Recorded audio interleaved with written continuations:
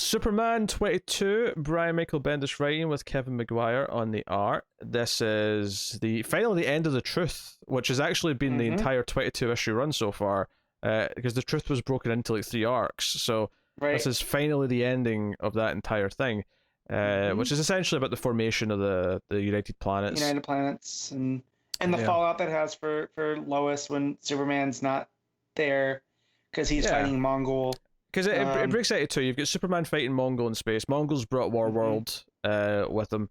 And we get some gorgeous 2 pages. Kevin Maguire, of course, very strong art here. Very heavy lines and inks, all that stuff. Draws Kryptonian action very well.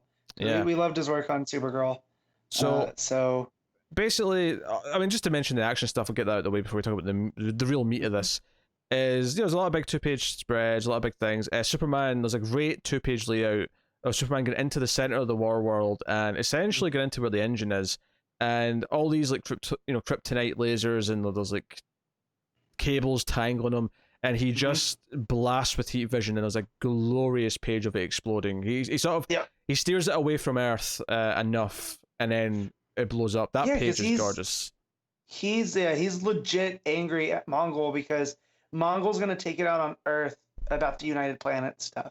Because as a conqueror, he can't have them uniting against him, and that makes his job. So he's going to take this out because this was Superman's idea. And Superman is so upset that Mongol would do this that he kind of unleashes. And I mean, he still does it in the Superman way where, he's going to take out Mongol and do what's right. But we get to see angry Superman here and just his suit gets burned up and it's a whole lot of fun. Yeah, and ultimately he ends up in Venus and he beats the shit out of Mongol. He's got his shirt, the top of his suit's just been ripped off by this point. And he takes Mongol back to his home planet because ultimately he's not going to kill him because that's just not Superman. It does mention there's a little note here saying check out what happens to Mongol and Superman villains, now which I think already came out. Was that the story of Mongol being killed by the other Mongol and being replaced? By his son. Yeah. Okay. And then I believe so. Again, the break has ruined a lot of stuff. But it's been a while. I remember reading Villains. Yes. So Superman goes to the United Planets, says no, that exactly Mongol's attack is exactly why we have to do this. It's why we have to get this done because the people who fight against it are exactly why we have to ensure it happens. And because my son is bent to the future and all that, we know that it does happen. So it seems like he does pull it off and he wins. But to go back and sort of talk about Lois' side of this issue, because Cameron Chase, shows up and talks to Lois, and and I think this was a nice swerve because she's like, hey, is it true that your husband declared himself the ambassador, the spokesperson for Earth? And when as soon as that was introduced, it was like, oh my god, this is an interesting wrinkle to everyone kind of turning on Superman a little bit, that maybe they don't like that he said that. And I think it's actually a really heartwarming, interesting little swerve that she's there to say, we want to make it official. Because of what Superman's done for this planet, we actually want to officially give him this title and say, no, he can speak on our behalf at these intergalactic meetings.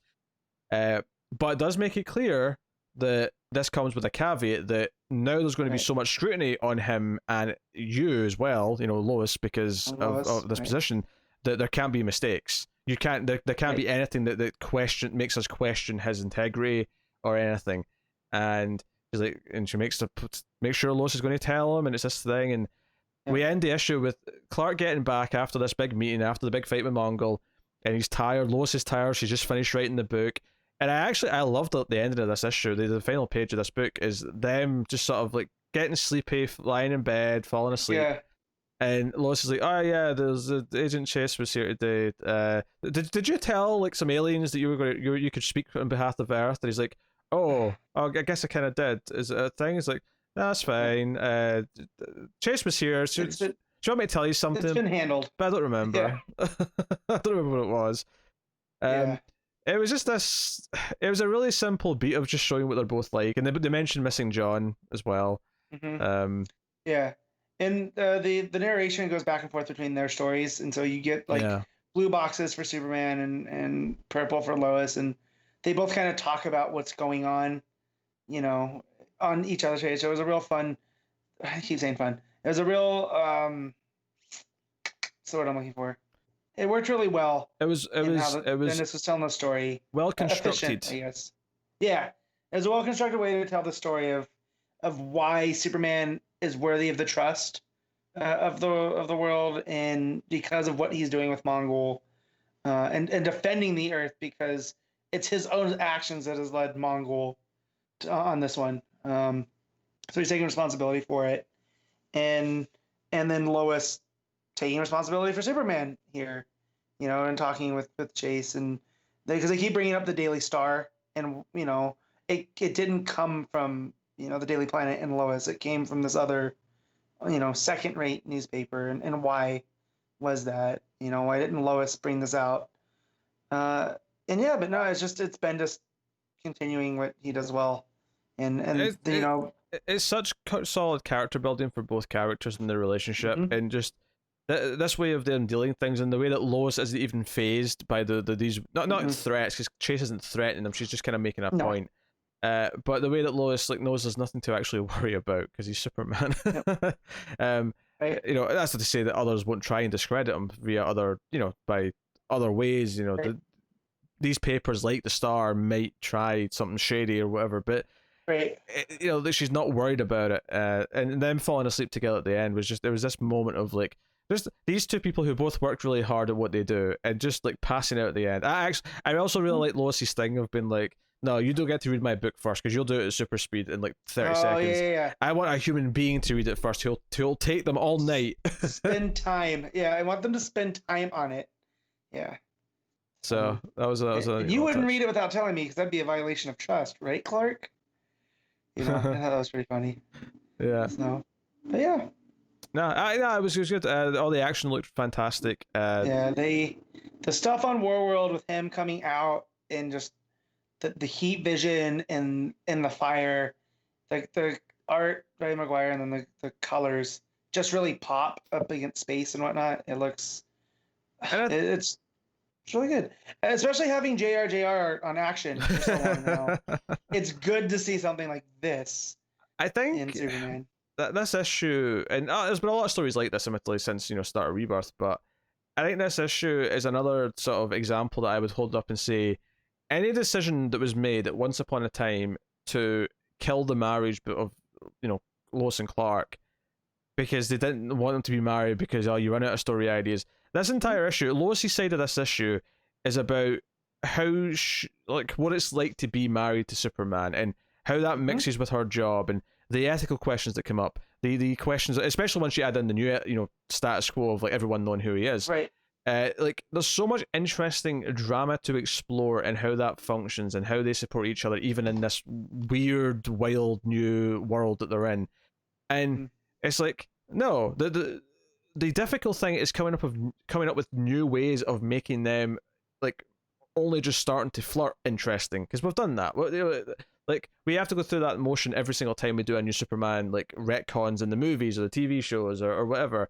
Some do it better than others, and sometimes it's still really fun. But in the comics, there's so much, and giving up on all that history is a detriment, because you feel the weight of that history in books like this, and you feel it in things like Metal and other things that we talk about. But you just know that Lois and Clark trust each other at the end of the day, and that's what everything's built on. Is this trust between them? It goes without saying with them, and I like that, and I think Bendis really drove that point here by, her just being like, oh yeah, Chase stopped by, I handled it. That's the main point of her talking to him like that. It genuinely feels like there's been years of history, decades even of history, and that feeling when it's nailed in a comic book, it feels like the history all matters. Yep. Makes it work, and everything that informs how they treat each other, how they talk to each other, the way Lois views her position as being Superman and Clark's wife. It's all fascinating stuff. So I think this was a really solid capper, and it's not the capper I expected to this story, and I think I appreciate that as well, that it's a more different downbeat kind of ending that feels like it has a point. It says, next, the fall of the planet and the Doctor of Fate. The planet, I assume, is the Daily Planet, and the Doctor of Fate. I'm not sure if that's Doctor Fate or if again it's a play on words and it's actually something else. We'll see. Yeah. but I'm intrigued. This was another one where it's been such a long time since the last issue, because I think the last issue was before the break. So I don't remember exactly how that one ended, but I know Superman was fighting Mongols, so everything still worked. Yeah, Warworld was on its way, I Yeah. believe, because he was upset about the United Planets. So. I just got that from context. I didn't really remember that specifically happening, but yeah. So that was the one thing I remembered, because I remember picking up the issue and being like, oh yeah, Mongol was here. I actually remembered Chase showing up to talk to Lois more than I did the Mongol stuff for whatever reason. But there you go. That is issue 22 of Superman. So we'll see where he goes next. Especially since this was essentially one big 22 issue arc in a lot of ways. Not really, but kind of. So what are you giving it, Matt? I'm gonna give this an 8.5. Your Mike, that can have something. I will. What am I giving this? That's a good question. The art's good. I really like what it does with Lois. I like what it does with the fight. I think I have to go 8.5 as well. Yeah, really good. Yeah, I'm having a common number this week. I'm having a good week. Yeah, I've had a 9 to 8.5s. I'm having a solid week of comics so far.